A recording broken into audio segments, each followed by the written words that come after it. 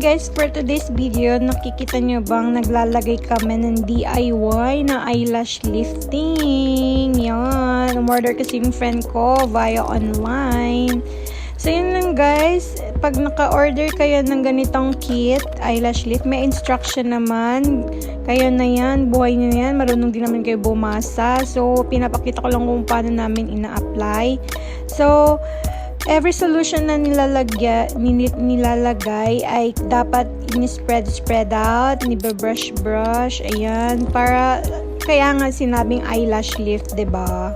So, ayan, binabrush ulit, tapos nilalagyan na naman ulit ng solution.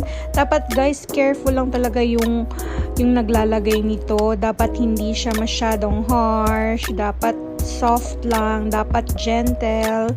Kasi mahirap na baka yung pag-apply niya ay mapunta sa mata ng model niya. Tapos yun, as you can see, tinatakpan siya para maganda talaga yung effect. Parang buhok lang yan pag mga nagre-rebond or nag-ano nilalagyan ng cellophane. Yan na yung box niya guys. Basta may mga number 1, number 2, number 3 at number 4 na solution. Kayo na, marunong na kayong bumasa. Kayo nang mag-ano dyan. Tingnan nyo lang yung instruction. Basta pinapakita ko lang kung paano. So, yun na nga guys. Tinakpan na naman ulit. Tapos, binabrush, dina-dry. Tapos, moisturize na ulit. Ganun lang guys. Ang epekto pala nito, yung iba may mga hanggang 3 months. Yung kahit naghihilamos ka ng ilang beses, everyday naliligo, parang lift pa rin siya. Medyo effective naman siya. So, no need to worry guys. Kasi kung bibili kayo nito, ay worth it naman ang yung pera. Anyway, para sa'yo naman to. Para pagdagdag ganda. Pero ako guys, mas prefer ko yung magkabit na lang ng false eyelashes kesa magganito. Kasi parang feeling ko hindi naman may epekto sa akin yung mga ganito. Kasi hindi kasi mahaba yung pilik mata ko. So, ayan na guys. Gising ng ating model. At yun, binabrush na ang kanyang finished product na eyelashes. In fairness, ha?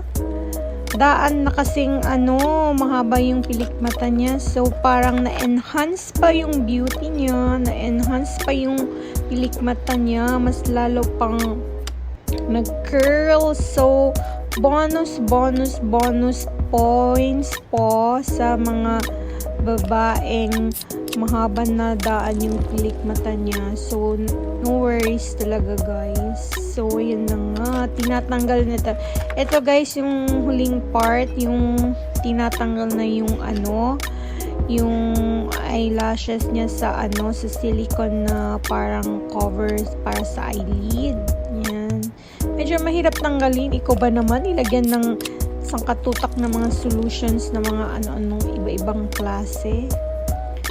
So, parang hirap pa yung pagtanggal niyan. Pero, as you can see, maganda yan, guys. So, ayun na.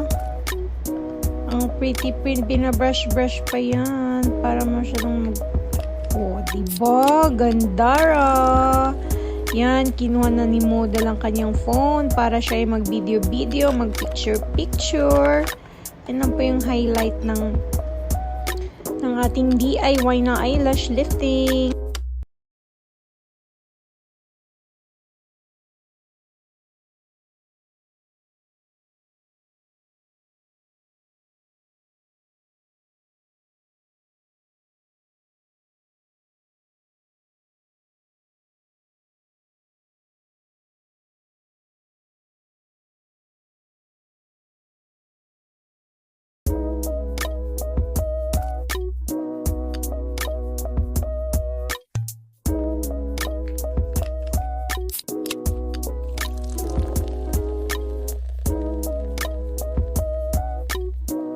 Ayan, habang nilalagay yung perm na yan, ay kakantahan ko muna kayo. Joke lang. Sa totoo lang guys, pag ako yung tatanungin, hindi ako magpapagawa ng ganito. Wala lang, kasi ako kasi yung tipo ng tao na hindi nakakatagal ng ganito. Baka kasi maluluha lang ako. I'm sure, I know myself, nakakaluha to. Madali kasi akong mababaw kasi guys yung luha ko. Madali lang ako paiyakin. Madali akong paiyakin, madali akong patawanin. So, hindi ko siguro kaya yung ganitong procedure. Ang tagal-tagal nito, tapos kadami-daming cream. So, yun na nga guys. Ang next step is, maglalagay lang kayo ng parang plastic. I-cover nyo yung part na nilagyan nyo ng firm. Yan. So, kami yung ginamit namin, yung ginagamit na Mefilm. Mefilm yung tinatawag, yung ginagamit pag mag-insert ng IV line. Yan po. Para matakpan lang yung yung pinaglagyan nyo ng firm.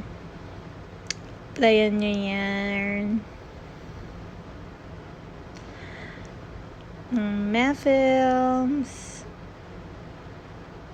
Tapos na yung kabila naman.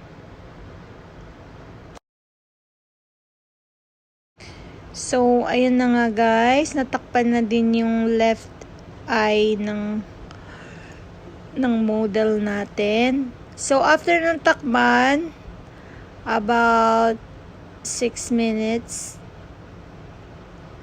Yan. So, nandiyan na pala guys yung kit eyelash lifting. So, ang number 2 na fixation, i-apply ulit sa both eyelids. Ganun po.